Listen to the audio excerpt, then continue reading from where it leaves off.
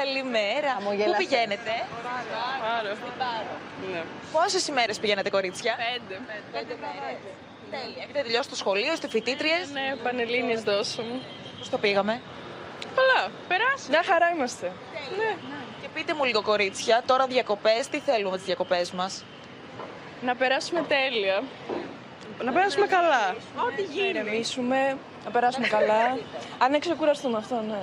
Για να σας ρωτήσω ακόμη, πώς σας φαίνονται τα έξοδα για τα ακτοπλοϊκά, για τη διαμονή? Πάρα πολλά. Ήταν ακριβά τα πάντα. Πολύ δύσκολο. Δύσκολα. Τι να κάνουμε τώρα, υπάρχει ακρίβεια. Αλλά παλεύουμε, τι να κάνουμε, δεν θα χάσουμε την ξεκούρασή μας. Τις διακοπές μας. Μπράβο, Ναι, το όχι, βασικό καμία είναι. περίπτωση. Πόσο σας κόστησε, κορίτσια, το άτομο? Περίπου.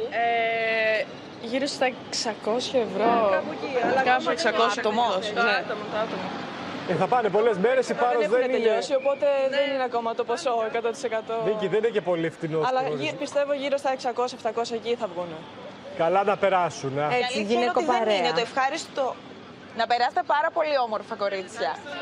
Δεν είναι φθηνός προορισμός. Η αλήθεια είναι ότι πάρα πολλοί κόσμος μας το λέει αυτό. Το ευχάριστο είναι ότι κανένας δεν θα στερηθεί τις διακοπές του. Μπορεί λιγότερες μέρες, θα πάνε όμως. Και αυτό είναι δεν είναι, δυστυχώς δεν είναι τσιβίκι. Ή θα κάνουν διακοπές, ξέρεις, στα Στο γνωστά, χωριό. στο χωριό, σε σπίτια φίλων, συγγενών.